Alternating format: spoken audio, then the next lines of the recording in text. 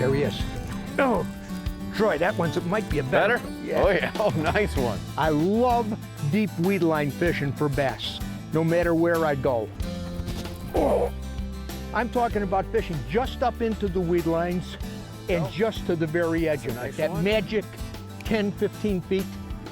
There. When you're fishing these deep weeds, there's so many parts of the country that fish like this haven't seen a presentation like this.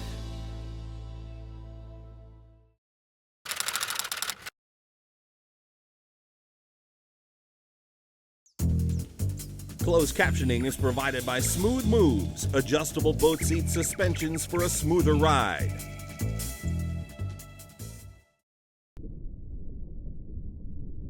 Weeds and bass go hand in hand, but all weeds are not equally attractive to bass. Unlike rocks or submerged wood that provide consistent cover for bass throughout the year, different types of weeds bloom, flourish, and recede at different paces and places during the year. As they do, bass change depth and location to take advantage of the best available feeding opportunities and habitats. Finding and interpreting prime weed growth is often the key to catching bass on natural lakes. Oh yeah, oh nice one. Nice fish. We get a quoice, yeah. Yeah, let's hear, baby. There you go. You got, yeah, come on, mama. Yeah. With this stick, I can manhandle you a little bit. Oh, come here. All right. Ooh, he threw my bait. That's a nice one. You know, Troy and I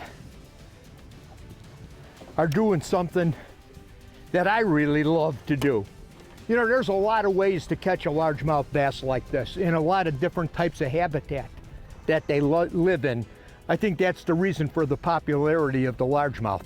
But for me personally, my favorite way to catch these babies is fishing for them when they're on a deep weed line. I love deep weed line fishing for bass, no matter where I go.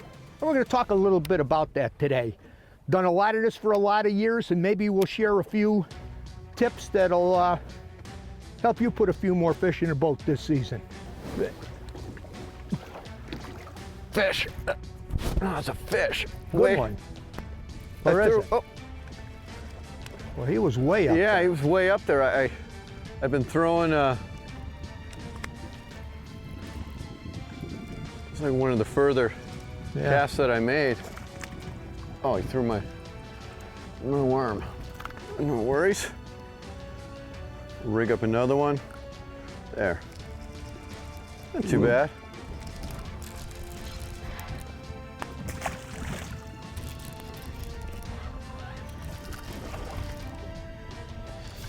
They're here, Troy. Yeah. Still not them big ones, but a little bit better. A little better. A little better. She got a little more size to her. It's a little more size. Boy, they're looking healthy. Yeah. You know what's happening right now? These fish in this part of the world that I live up in north central Minnesota. Let me get my bait out here a minute. The deep weed line bite that we're talking about starts accelerating around 4th of July weekend. That's when the weeds start getting grown up on these edges. They get dense, the fish, the bluegills have finished spawning, the cover is right, the bass have left the flats. The deep weed edges are taking form, and bass are starting to use them on a regular basis. Now, a lake like this, you got bass doing a lot of different things. We've got the deep edges like we're fishing. There's bunches of shallow water cover. There's bulrushes, cane breaks, cut banks, lily pad areas, scum fraud slime areas, loads of boat docks. Then you got flats with scattered weeds on top of some of them that hold some fish. A lot of them are empty. And then you have the deep weed line. But this deep weed line bite, starting on the 4th of July now, there'll be fish using this thing in these lakes that I fish up north here all the way till ice up. So I got basically July, August, September, October into November. I can always catch some fish on these edges. It's important to remember that not all the bass in a lake are doing the same thing at the same time. There could be some fish up in the slot, some across the flats, and some on deep weed edges. Today, this is where we're focusing our efforts. The deep weed edge on any lake during the midsummer is a main focal point for bass. They feed here and rest here. We call it a pivot point. The fish may be right on the edge, or they could be up in the weeds, tucked way down. They could be on a flat, but up high, or they could even be out of the weeds, suspended. They might even be out of the weeds, but on the bottom. A lot of this depends on forage. They simply follow the food. I think I got me a good Staying one. down a little bit. Yeah, I sure will. Oh, no.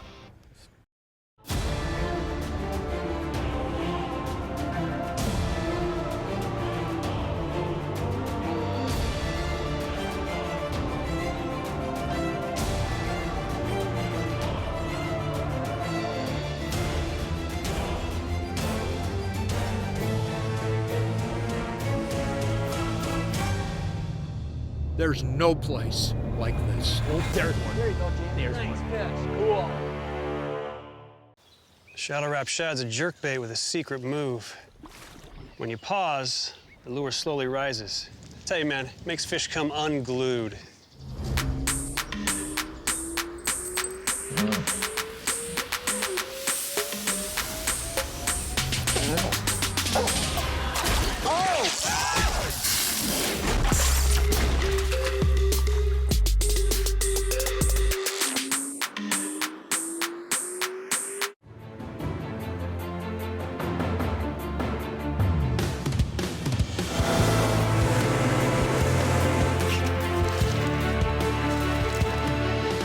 No matter what moves you, Seafoam works. Catch more and bigger fish with Lindner's Angling Edge. AnglingEdge.com has the tools for success: tackle and equipment, adventure destinations, clothing, inspiration, instructional DVDs, and more. Miss an episode? Watch it on YouTube along with cutting-edge tips, techniques, and trends. Check out our tactical wear clothing line: hoodies, buffs, long and short sleeve t-shirts, sunglasses, and a whole lot more. This is your one-stop shop for everything angling. Lindner's Angling Edge, online anytime.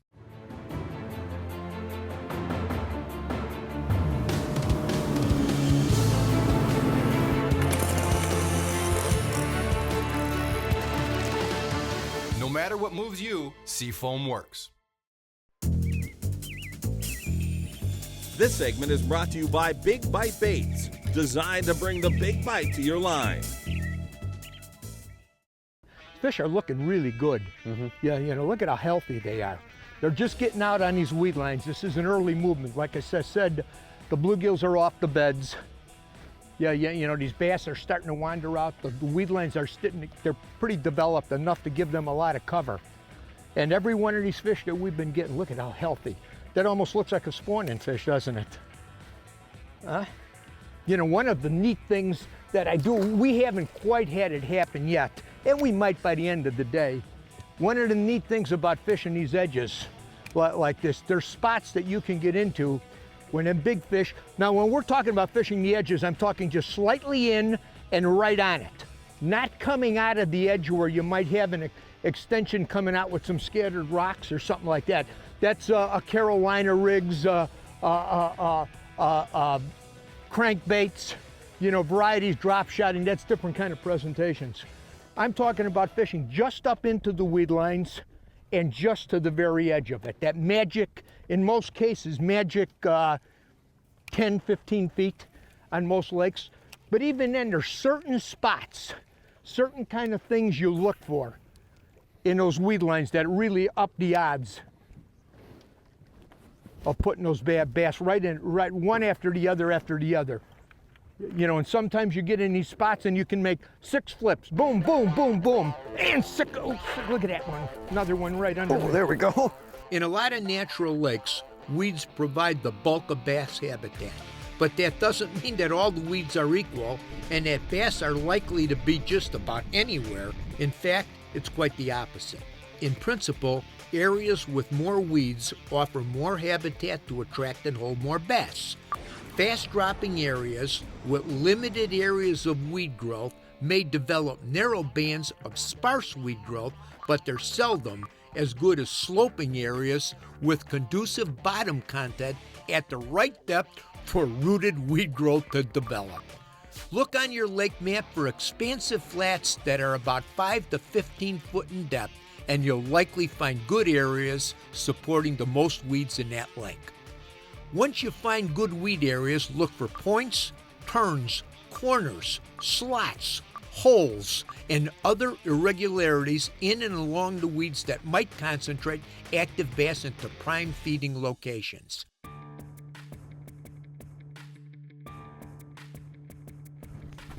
Oh, yeah. Oh, you see. Yeah, he was out there a ways. No, you can. That's where I had my fish before. I know. Here he comes.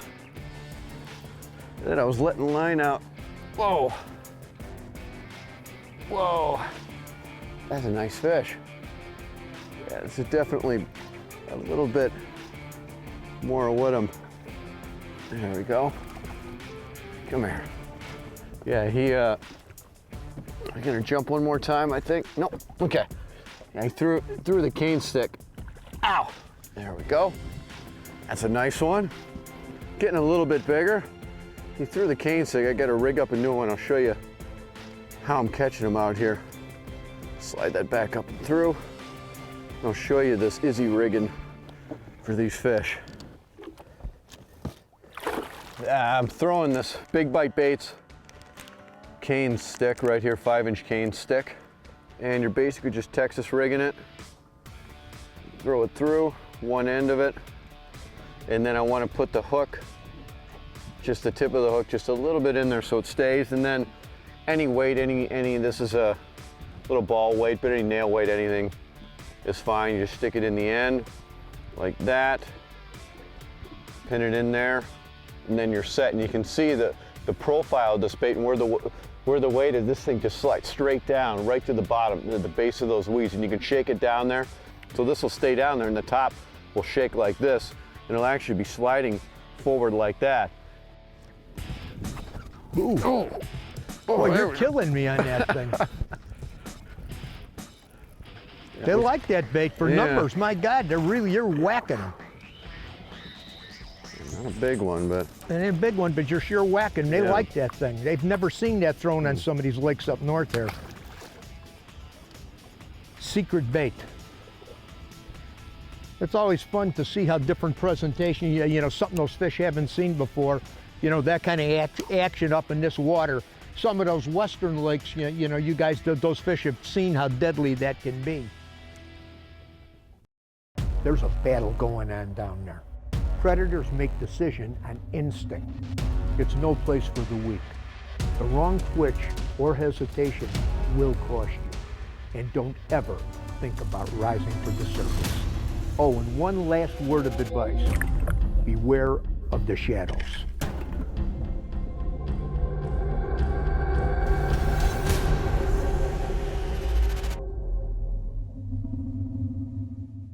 For years, they've quietly taken you where the fish are. But now the silence is about to break.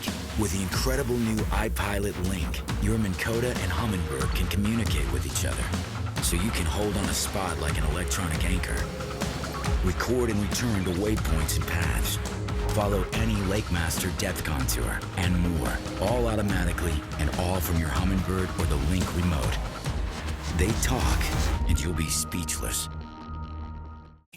They say that if you turn your passion into your career, you'll never work another day in your life. At Lund, we've turned that passion into building boats for anglers who demand superior fishability, performance, and industry-leading innovation. From our dealers, to our veteran pro staff, to our employees, the Lund family puts their hearts and souls into delivering the ultimate fishing boat that we ourselves are proud to own. That's not a job, that's a lifestyle.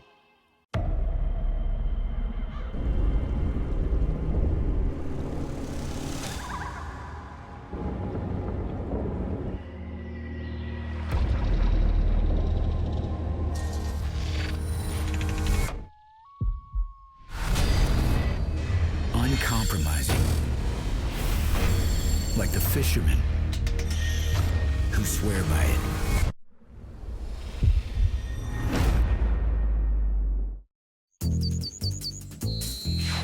The Edge is presented by these and other fine sponsors. But there he is. Oh, Troy, that one's, it might be a better. Yeah.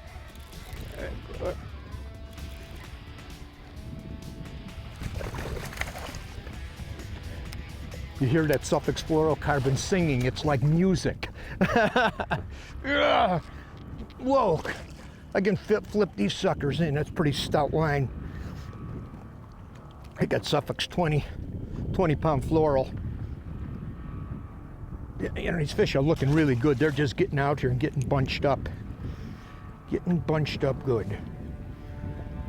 I think there's some pretty good school of fish here, Troy. We haven't been here long, and I had those two right away. A couple more casts. You know, I really keep it pretty simple for the handful of baits that I like to use for these deep weed areas. And what I'm talking about areas, baits now that I have to penetrate, actually penetrate the weeds. Not when they get out on the end of the weeds and out on a lip of rocks or anything. I'm talking when you got to penetrate. Just a handful of baits that work on any lake anywhere that I've ever been. Yeah, you know, and like I said, I like to keep it pretty simple. There's just a handful of favorites that work for me everywhere when I have to go into the weeds and penetrate. Getting to the bottom is a big part of selecting baits for deep weed line fishing. Here's a grocery list of the stuff you'll need.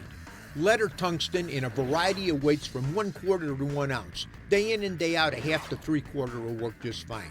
Here's the difference. Lead is cheaper, but tungsten weighs more for its size. Tungsten also transmits way better than lead. If sensitivity is your thing, there is no substitute. As far as hooks go, we like the VMC wide gap hooks in sizes 4 to 5. These are VMC sinker stops. This pins the weight to your line and makes a nice compact package to penetrate the deep weed line. Now we go to soft plastics. Big Bite makes a variety of baits for this type of operation, so I'll hit the top of the waves and give you my favorites. This is the Big Bite craw tube. It has a lot of mass for a small piece of plastic. I've done extremely well on this lure, and it produces some really big fish like it. Next is the Big Bite 6-inch creature. I always have some of these on hand, and at times, this is really all you need. This is the 10-inch Big Bite Crete tail worm. It's an old classic and never fails to produce a big bite. Now for numbers of fish, a 4-inch Yo Mama is the way to go. This is a money bait and it produces all sizes of bass. As far as jigs go, we like the Terminator Pro jigs in a 3/8 to 3/4 ounce size. If the weed growth is not that dense, lighten up. If it's thick, go heavier. It's that simple. As far as trailers, the Big Bite Swimming Craw is the ticket. I'm not kidding you. I go through 5, 6, 7 packs in a day of fishing when the bite is on. These babies work. The nice part about all these soft plastics is they're inexpensive. Go to the store and price them out. I can almost guarantee you they're close to half the cost of the next competitor, and when they work like this, you want to load up on them. That better. A little bit. Nice. I wonder if he's the same one. Yeah. Oh, with these meat hog rods, yeah, I can flop these suckers over, lift them in pretty good. These 2.5 to 3.5, 3 3/4 pounders. You know, when you're fishing these heavy weeds like this, that fish bit on the famous black blue Terminator. Yeah, you know, with a big bite craw on the back of it. That's another thing. I don't ever go on these deep weeds without a jig. Day in and day out, that's my favorite. That and 1 or 2 Texas rig baits, and that's all you need. But on this kind of stuff, when you're fishing in these deep weeds, you know, this is not lightweight fishing because of the size of the bait and what you're doing. Yeah, you know, both Troy and I are using bait casting. Let's talk rods, reels, and line for North Country deep weed line largemouth bass fishing. Medium heavy to heavy power. Fast to extra fast actions are a must. When your jig or rig gets caught in the weeds, you want the bait to pop free with a quick snap of the rod. That's where these actions really shine. On the reel side, you want something fast because you're often fishing a controlled slack line and making a lot of casts. I prefer something in a 7.3 to 8.1 gear ratio. For line, I feel fluorocarbon is perfect. It transmits bites on slack line exceptionally well and can handle the shock of setting a hook hard. A lot of people like braid, and that's a great option too. So here are the 3 rods that I have on deck for this kind of fishing. For jigs and heavier Texas rigs, I've got 2 7-foot 1-inch medium heavy fast action St. Croix Legend tournament rods with Quantum Smoke Speed Freak reels spooled with 17 to 20 pound Suffolk's castable invisible fluorocarbon. When I'm fishing lighter cover or lighter presentations, I like the St. Croix Legend Extreme 6-foot 8-inch medium heavy fast action rod. This is the most sensitive, lightweight, comfortable, and responsive rod I've ever used. I've got it paired with a Quantum Speed Freak and spooled with 14-pound Suffolk's fluoro.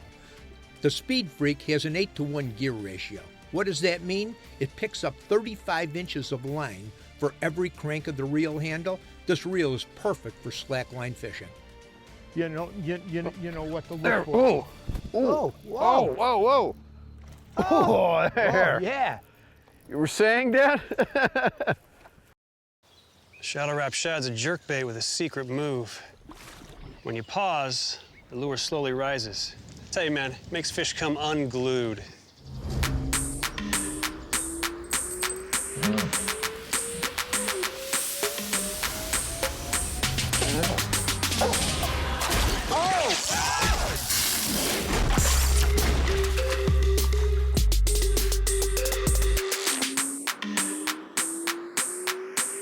Mercury engine test.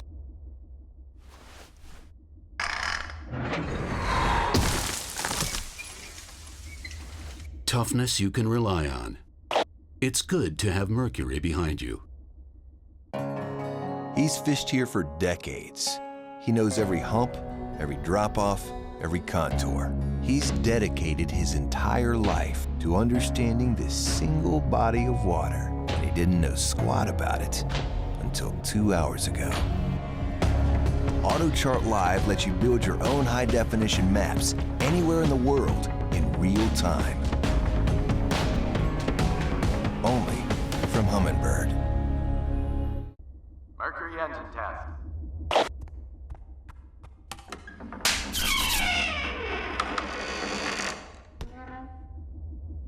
Lightest 115 horsepower in its class. It's good to have Mercury behind you.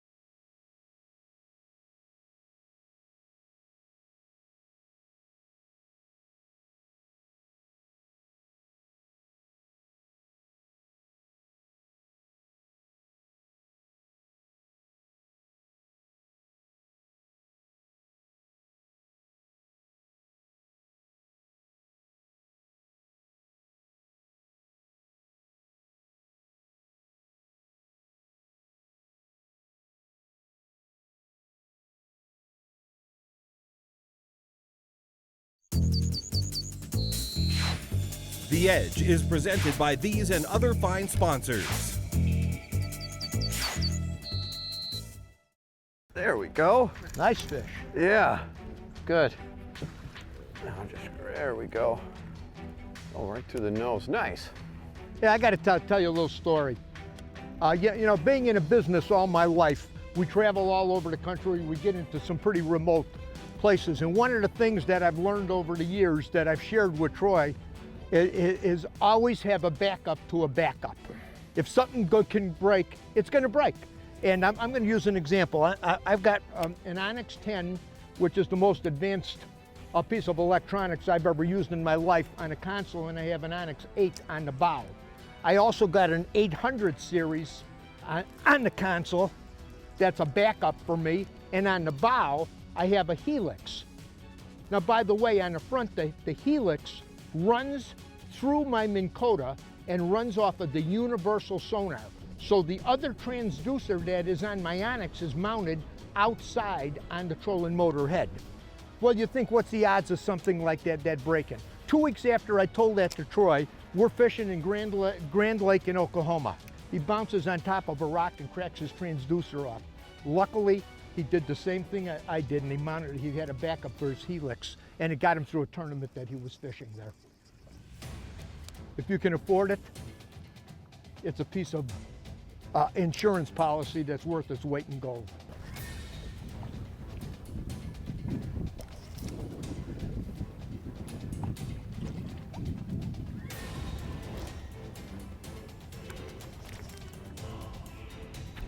Oh, there we go. Let's see if that one's a little better. That's a lot better.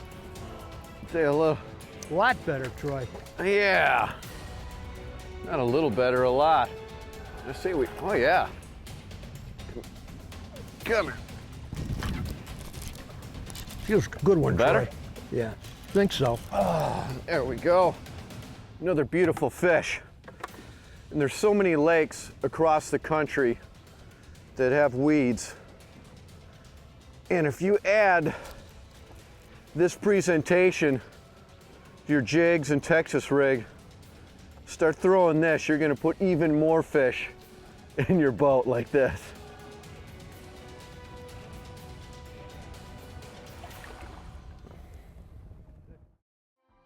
Hey, I want to share with you something that I read this morning that I guess I'd have to say kind of challenged me.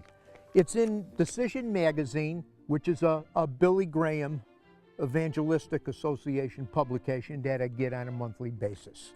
And the title of the article was Holiness Meets Hostility.